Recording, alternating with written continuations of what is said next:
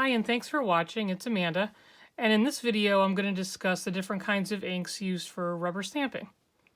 So there's all different kinds, like everything else in stamping. There's quite a variety of inks and colors, especially colors. But typically the inks come either as a water-based ink or as a pigment ink. And then there are hybrid inks that are like a mix of the two. So I'll be going over briefly some of the different inks, and I'll show you some examples of those. So what I usually, my go-to ink for just inking my stamped images is the Fawn Premium Ink Pad Jet Black. Now what's great about this ink pad is that you can use it with watercoloring, and you can use it for your Copic markers, which are an alcohol base. So that means when you use this, like say for watercoloring, it's not going to, once you apply your water, it's not going to smear it or distort it at all. It'll be fine once you let it dry, and then you can go ahead and use that for your watercoloring. So this is my go-to. I use this probably like 99% of the time for everything. So here's I'll show you examples later of that. And then these are also, since we're talking about Lawn Fawn, these are also from them. And these are also watercolor proof, and they're also alcohol ink, like Copic safe as well. Now what's great about this is in Crunchy Leaf, and then this is in River Rock. And what's great about these is you can also use them for what's called no-line watercoloring, which I haven't really tried yet. I have one example of that to show you, but basically instead of having the sharp, the black line from your black ink image, when you use these lighter colors, the image is much softer in comparison. I'll show you like one example I have of that, but I haven't played with that too much, but I've seen other people's work, and it's amazing. Like the difference is really amazing. So these two are great for the no-line watercoloring, and they're great for because they're waterproof, like for watercoloring, and they're Copic alcohol marker friendly. So besides from those, that's what I use most of the time. So for water-based stamps, you're going to hear a lot about the distress inks, which I do love. I'm going to talk about the original distress inks, and I'll talk about the Oxide inks, which personally are my favorite. So let me show you an example of these. So the regular, or the original distress inks, they come in the black container. Okay, and then the Oxide inks, which is a hybrid, comes in this gray. So that's how you can tell it apart. And these are the distress Oxides, and it'll says Oxide as well. So the original ones are just called distress inks. Now the distress inks come in these little itty bitty ones, which I prefer because I have issues with my hands, and for me it's just easier to deal with. Or they do come in this size, which currently the Oxides only come in this size as well. So for the distress inks that are in the black container, you can get them either in this larger size, or you can get them in the smaller size. I like them in the smaller size, but that's my personal preference. So what's great about both the Oxides and the distress inks, the originals, is that you can blend with them. So I'll show you an example of that. This I blended with the distress inks, the one in the black container. This I made a couple weeks ago. I showed a video of it. Same exact colors, but this one is with the Oxide inks. I hope you can see that pretty well. So this one, the Oxide one, is a lot smoother and creamier as compared to the regular Oxide, the regular distress inks. I'm messing myself up. So I personally love the Oxide inks. You can use them for blending primarily. I don't really use them to stamp my images, unless it's like a sentiment or something. I usually use the Lawn Fawn Jet Black ink for that. But what's great about these is both the distress Oxides and the little ones, the distress inks, they react to water. So you can get this little sprayer. It's called the Tim Holtz Distress Sprayer. And you could spray it in like a mist, or you can spray it in depending on your pressure of the handle, it'll come out in larger droplets. So here's what it looks like. Let me make some room here. This is what it looks like, you know, with no water added to it. So I have handy my little paper towel. So then I'm going to, sorry my hand's going to be in the way, but I just spray from above. And you can either leave it or you can put down your paper towel and rub it.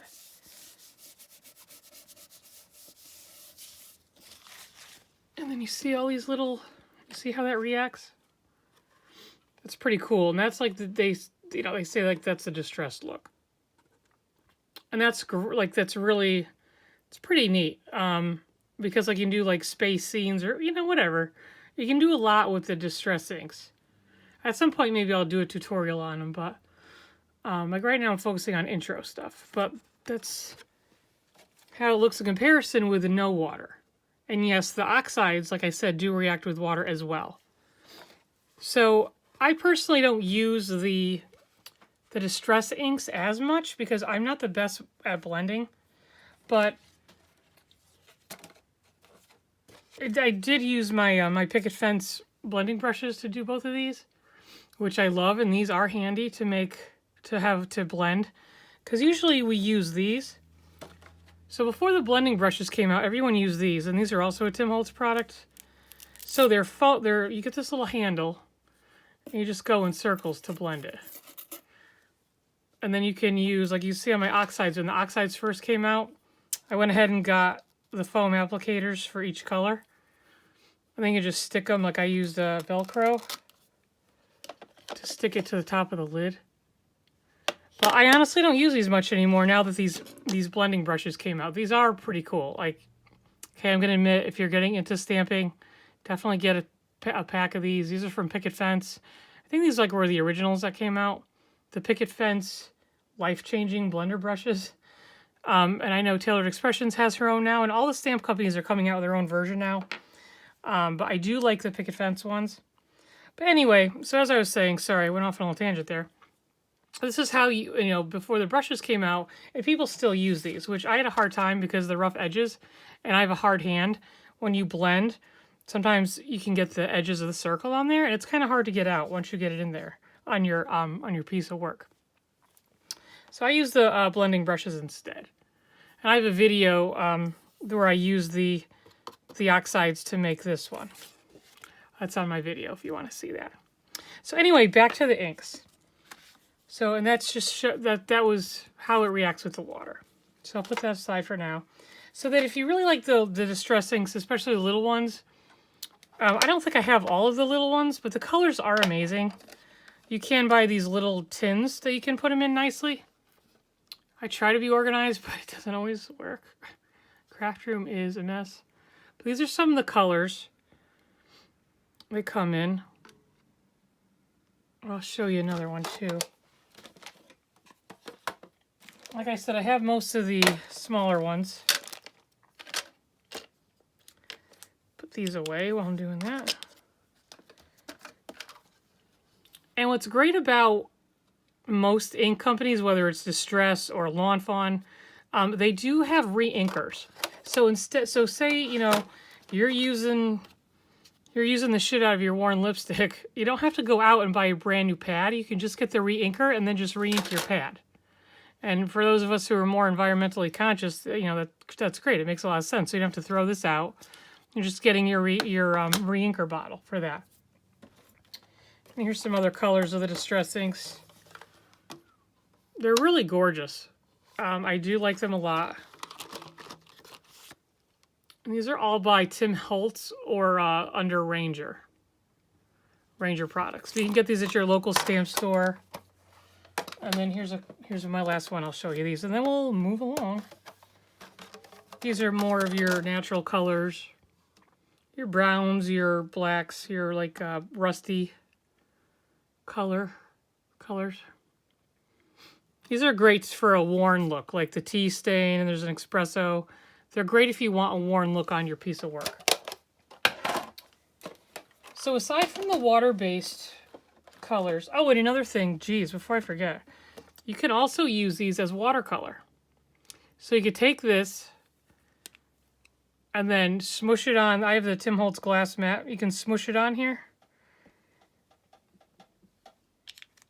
You can see that.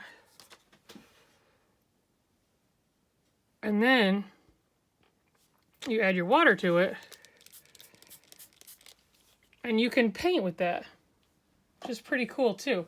So aside from just using your inks, you know, to blend or whatever, you can also use it as watercoloring, which is a lot of fun too. And let's wipe it up. And on the glass mat, it's great because you can just wipe it away. It's not going to make a mess. It's pretty nice. Okay, so moving along. So pigment inks are next. So pigment inks are slow drying, and the water-based inks are very fast drying. So the pigment inks are great for embossing. I use them mainly for sentiments. I don't use them as much for anything else, honestly. So this is a VersaFine. So this is great for sentiments. And it'll say on top of your pad, like Pigment or like Archival. So that's what the pad looks like. And I like this too because you can fold it over and hold it. So I use that for sentiments. So like I said, the pigment inks are slower drying. So after you use it, you don't want to just, you don't want to touch your card for a little bit. You can use your heat gun if you have one to dry it quick. But you just, put it aside. It's not like that long, but it is slower drying than your water-based inks. So I have that in a brown and a black from VersaFine. Versa. I use those for intimates. Intimates? Did I just say intimates? Jesus. No, I don't. I use it for sentiments. My God. It's on my mind. And this is a newer one that came out called Clair. And this is called Fallen Leaves. I like that a lot. But again, I just use it for sentiments. Not intimates. I'm not kinky, people. I'm pretty boring. Okay. And then you have archival inks. These, again, like, you can use these on different kinds of... you don't have to use these just for paper. You can use these for other surfaces. Like, I only bought this for... This says waterproof, too. I only bought this for a project I was working on. I think I use it for these. And these are stamped on tissue paper. So that's archival. And the archival inks also do come in different colors. I really like fall colors. So you can get this in a pack. This is the Wendy Vecchi Archival Ink series. That's also by Ranger. So these are permanent. They're all permanent.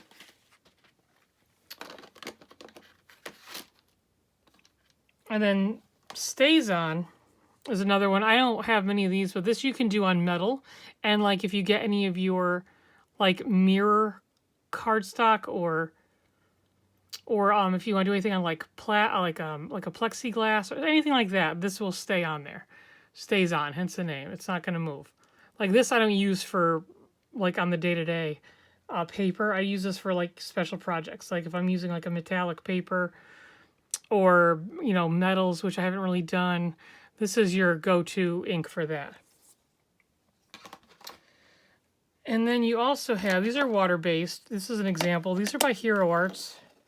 These are ombre inks, which are pretty cool because they have different colors and you can make an ombre effect without having to buy, individual colors. So this one I think is Serengeti. No, excuse me, this is Ombre Autumn. Then when you open it, it has the three different ink pads. So you can just stamp it and move it around a little bit on your image. You can get, a multicolored image, but just with one pad, which is great. And this is a Serengeti one. Serengeti Sunset. Like I said, I like my autumn colors. That's a little bit better to see on camera. And again, these are water-based, so if you want, you can use them to watercolor as well. This is another kind, too. I actually haven't opened... Oh, yeah, yes, I did. Jeez. These are older. I don't know if you can get these in stores anymore, even the big box stores. I don't know about that. But I've had this one for a while. And this is another water-based. This is called Autumn Leaves. Big shocker. And this this little thingy here, this tab moves. So you can use it like the Ombre stamp. Or if you want to use like a brayer, which is like a little roll. Think of a little, here I have one right here, a little roller painty thingy. You can use that and you can put it in your ink and you can make stripes with it on your paper. So that's, if you want like different stripes, you can do that. I don't do that often. These are sitting here. I forget what I was using these for, but these have been sitting here for a while. But I just want to show you the variety. And this hasn't even, this one I haven't even opened. This is a tomato vine. But it's really similar to this. Like, I think they just rearranged it or left out. I think they added like one different orange. Because it's really similar. So those are just sitting there, so I figured I'd show you those. And then last but not least are your clear embossing pads. So why the hell would you want a clear embossing pad? So Versa came out with this Versamark one, which is really common. So it's a pigment ink pad, but there's no color to it. I've had this for a long time, and I have the ink filler for that. Now this is what I usually use because it is a slower drying ink pad. This is by Wow. Again, it's clear.